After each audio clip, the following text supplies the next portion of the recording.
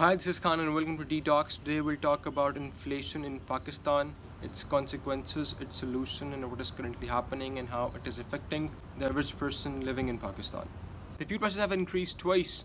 The edible oil is now around 600 per liter. The energy prices have also skyrocketed, and now the ones who are suffering are the normal, ordinary people, the middle class, socioeconomic B in Pakistan, and this will have its weird consequences which the ordinary people will face. Let's say there are 4 to 5 people living in a household. Even if they have basic breakfast and basic dinner, that would cost them around 30,000 rupees per month. That's 1,000 plus every day. This is very basic breakfast and very basic dinner they have. That's 1,000 per day, so 30,000 a month. That's right. Now let's say the breadwinner of the house drives his bike, which is around half an hour journey going to the office and coming back home. Now the fuel, as the prices have skyrocketed, that would cost him around 150, around 100, 150 per day. That's around 9,000 per month. Here we're talking about not the elite class, not the people living in the poverty line. We're talking about socio-economic B class, which is the majority of Pakistanis that we have. Now how will they make their ends meet if a person is making around 50 or let's say 60,000 in a month and they're spending 40 on just food and fuel?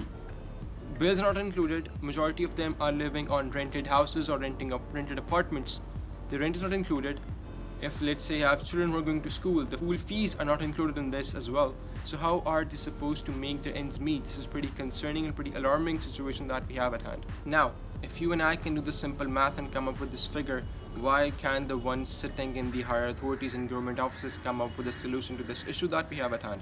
Now, majority of the population we have is the middle class, and they are the ones who are suffering from it. Now, they are the ones who are afraid, so they would stay home. And now they will suffer. The consequences of this would be beyond measure. How I see it, that we are being ignored. Everyone is in the race that he did that and that person did that. I don't want to get into any political fuss that who has done a certain things which have resulted us facing all these issues, but the thing is that these issues are there and they are to be dealt with, or there will be consequences. I hope government realizes it soon. The people in authority realize this, that this is a major issue that we have at hand.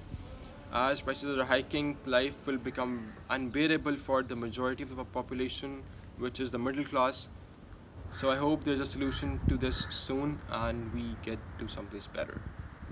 Sadly, how I see it, that the majority of the population, the middle class, is being ignored. I hope that the government or anyone sitting in the higher authority finds the antidote to all of this and they come up with a solution which is fruitful for all of us.